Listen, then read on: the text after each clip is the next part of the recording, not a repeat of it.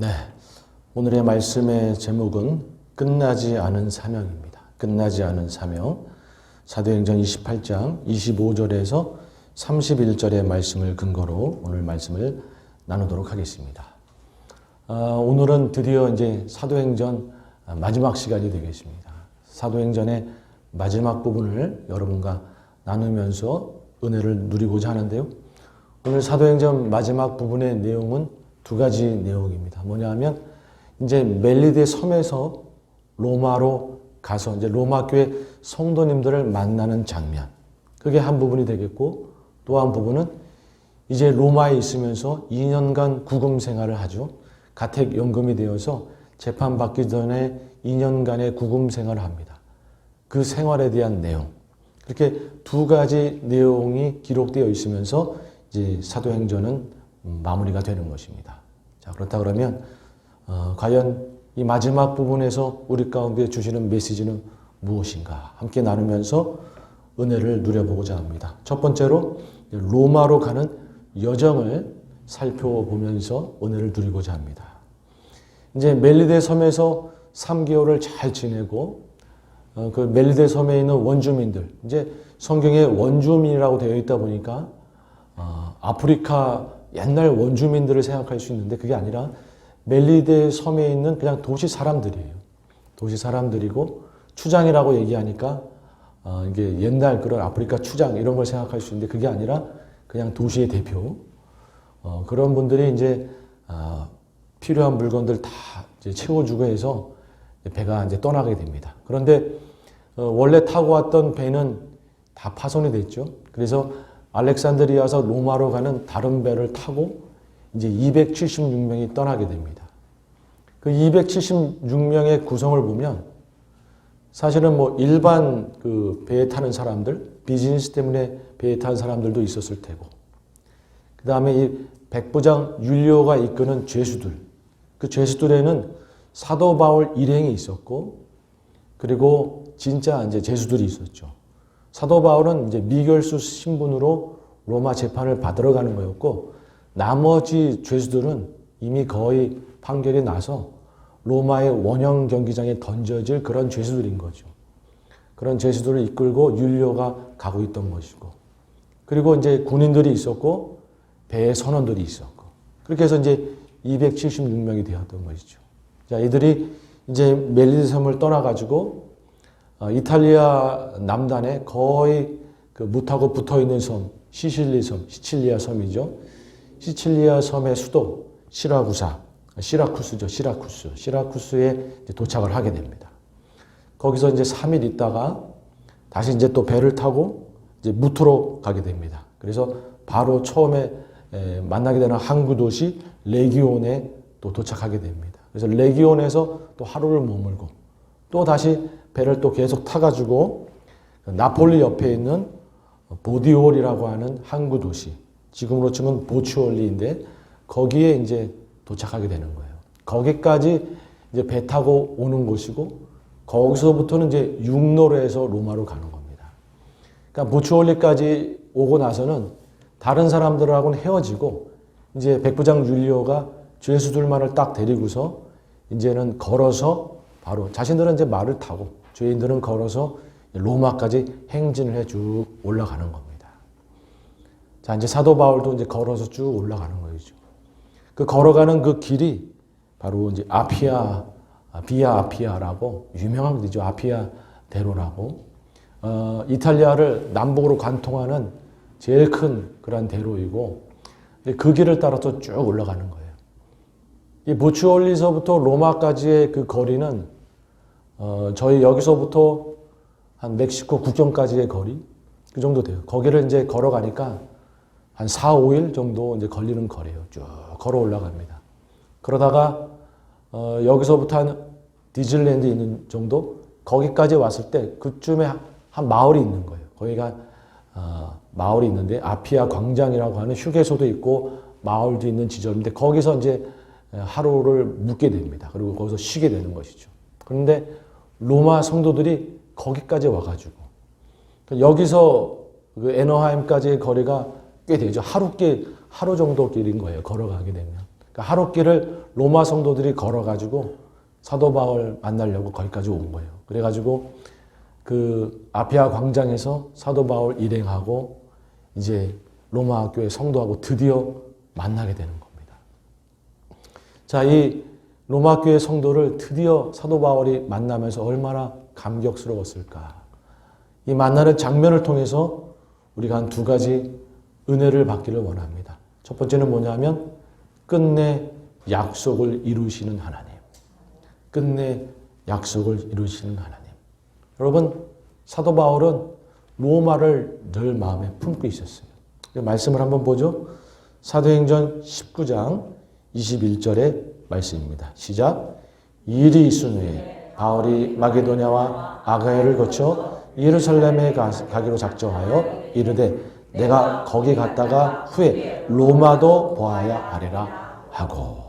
여러분, 이때가 언제냐면 3차 선교 여행 때 마음껏 에베소에서 전도하고 있을 때, 이제 에베소에서의 그 3년간의 사역이 거의 끝나갈 즈음 무렵에 사도 바울의 고백이에요. 아, 나 이제 로마 가야 되겠다라고 하는 고백. 이 고백을 한 지 한 4년 만에, 이 고백을 한 지 한 4년 만에 지금 진짜로 로마 교회 성도들을 지금 맞이하게 되는 거였어요. 만나게 되는 거였어요. 그리고 다음 말씀 보면 로마서 15장 22절 이하의 말씀입니다. 시작.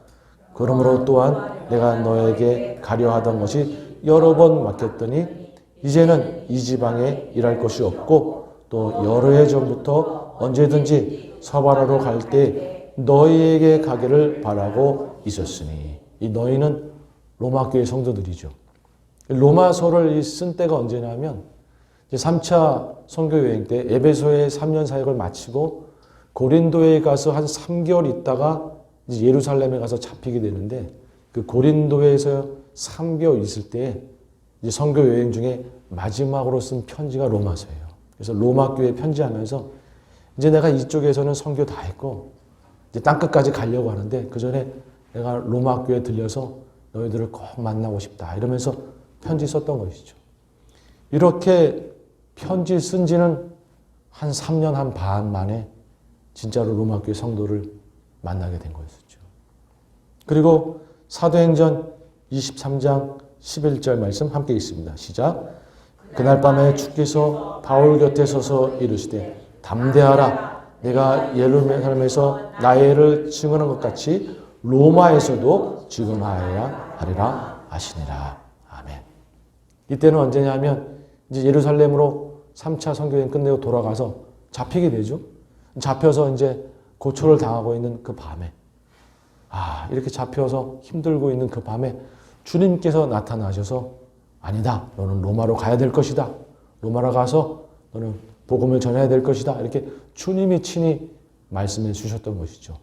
이렇게 주님이 말씀해 주시고 나서 한 2년여 만에 로마 교회 성도들을 진짜로 보게 된 것이었죠. 정말 볼 수 있었을까? 유라굴로 광풍도 막 불어오고 14일간 표류도 하고 독사에도 물리고, 정말 내가 로마 교회 성도 볼 수 있을까? 그런데 정말로 볼 수 있는 거예요. 로마 교회 성도들을 보면서 얼마나 감격스러웠는지 사도 바울은 이렇게 고백을 합니다. 사도행전 28장 15절 말씀입니다. 시작. 그곳 형제들이 우리 소식을 듣고 아비오 광장과 트레스 타바르네까지 맞이러 오니 바울이 그들을 보고 하나님께 감사하고 담대한 마음을 얻으니라. 아멘. 그들을 보면서 하나님께 감사하고, 이렇게 결국에는 만나게 해주신 하나님 너무나 감사합니다. 그러면서 지금 그 모진 고통 다 겪었고 지금 쇠사슬에 묶여있는, 어쨌든 미결수이긴 하지만 죄의 신분으로 있지만 힘이 나는 거예요. 힘이 나는 거예요. 담대한 마음이 들고 힘이 나는 거예요. 주님이 이렇게 끝내는 만나게 해주시고 약속을 지켜주시는데 힘이 나지 않는가? 담대한 마음이 막 드는 것이죠.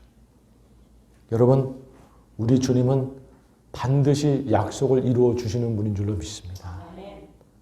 우리가 마음에 품고 기도하면, 우리가 주님 바라보면서 믿음을 잃지 않고 나아가면 여러분, 주님께서는 끝내 우리의 기도에 응답하시고 약속하시고 역사하시고 이루어 주시는 줄로 믿습니다.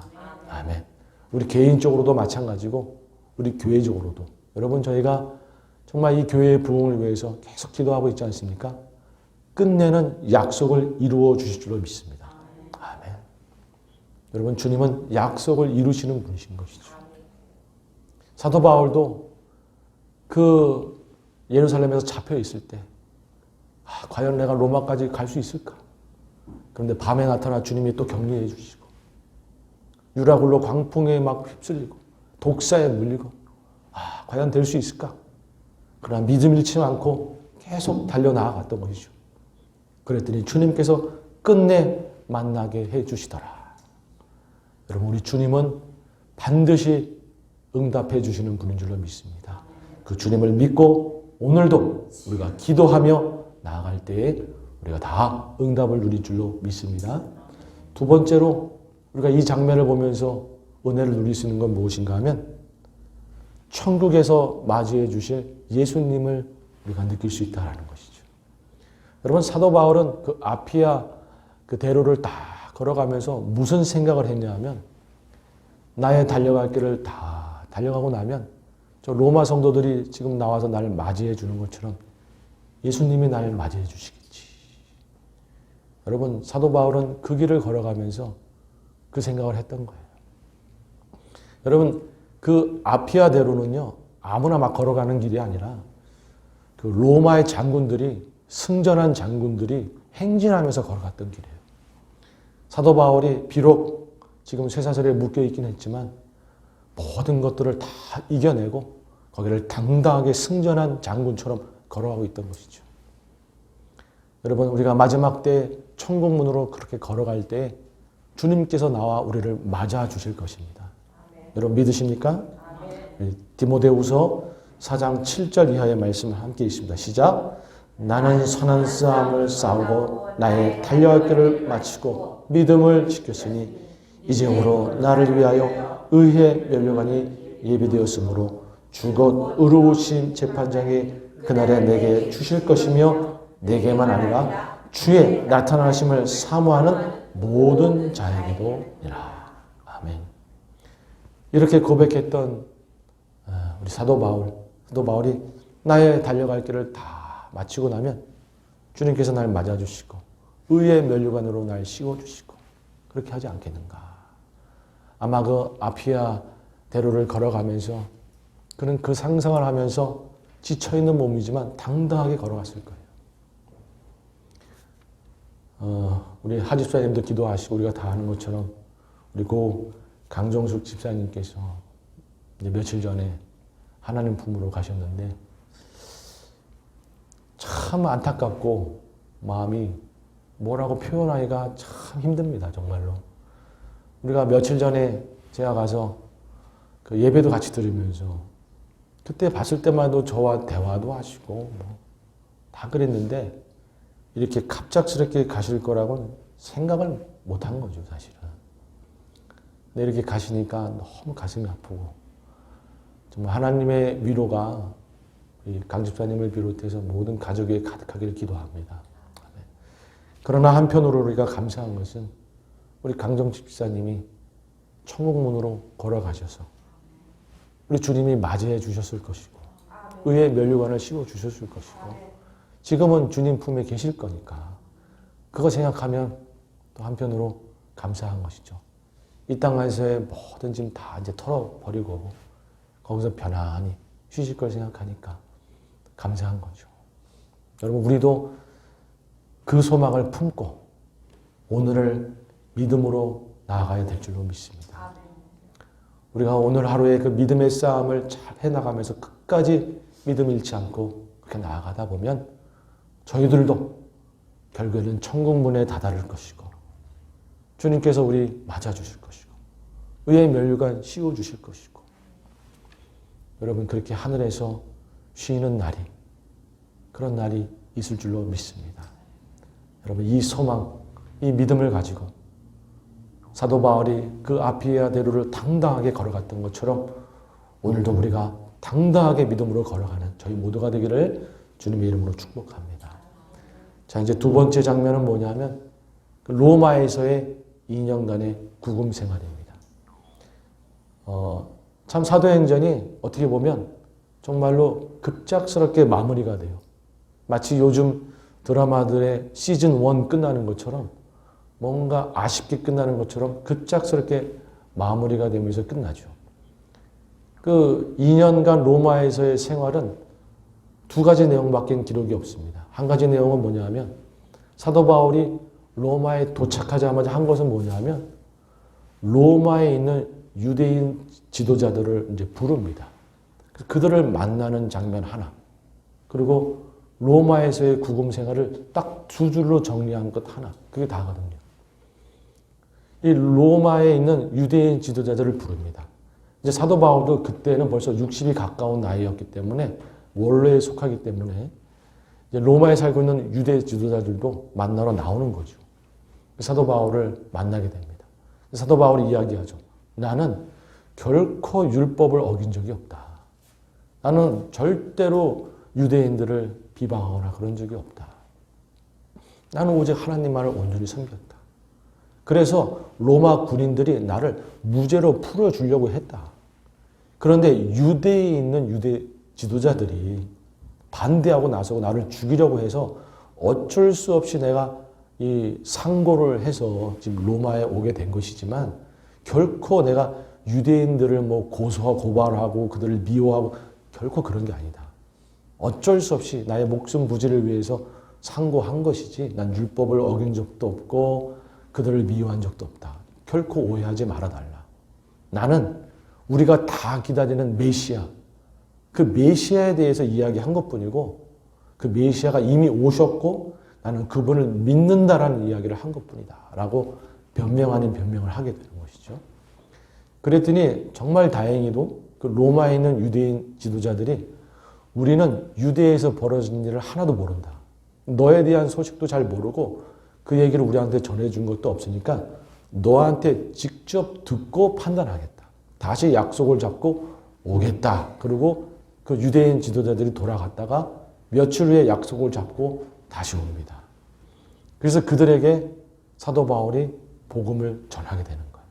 참 사도 바울도 대단한 게 그렇게 자기를 죽이려고 그러고 핍박하는 유대인인데 그 유대인들에게 끝까지 복음을 그렇게 전하는 거예요. 전하고 마음에 품고 기도하고 또 전하고 전하는 거예요. 로마에 있는 유대인, 결국에는 유대인들이 대다수가 믿지 않으니까 이방인에게로 가리라 라고 얘기하지만 그래도 한 명이라도 구원 얻을 것 아닌가 그러면서 끝까지 복음을 전하게 되는 것이죠. 그랬더니 어떤 일이 벌어지는가. 사도행전 28장 24절의 말씀입니다. 시작. 그 말을 믿는 사람도 있고 믿지 아니하는 사람도 있어. 아멘. 믿는 사람이 있는 거예요. 결국에는 그렇게 품고 기도하면서 복음을 전했더니 그 핍박하던 유대인들 중에도 믿는 사람이 몇몇이 있더라라는 것이죠. 여러분, 우리는 사도 바울처럼 끝까지 복음을 전해야 되는 줄로 믿습니다. 우리가 끝까지 마음에 품고 기도하면 그 영혼 돌아올 줄로 믿습니다. 우리가 끝까지 마음에 품고 기도하고 끝까지 포기하지 않고 우리가 복음을 전하고 전도하고 연락하고 계속 그렇게 우리가 하다 보면 우리의 마음으로 사랑하고 그렇게 하다 보면 돌아오는 영혼이 있을 줄로 믿습니다. 아멘. 사도 바울은 절대로 유대인들을 쉽게 포기하지 않았어요. 그가 이방인들에게 각인 같지만 유대인들을 결코 쉽게 포기하지 않았어요. 끝까지 전할 만큼 하다가 안 되니까는 이방인한테로 간 거지 결코 쉽게 포기하지 않았습니다. 우리가 돌아왔으면 하는 영혼들도 있고 전도해야 되는 영혼들도 있고 많지 않습니까?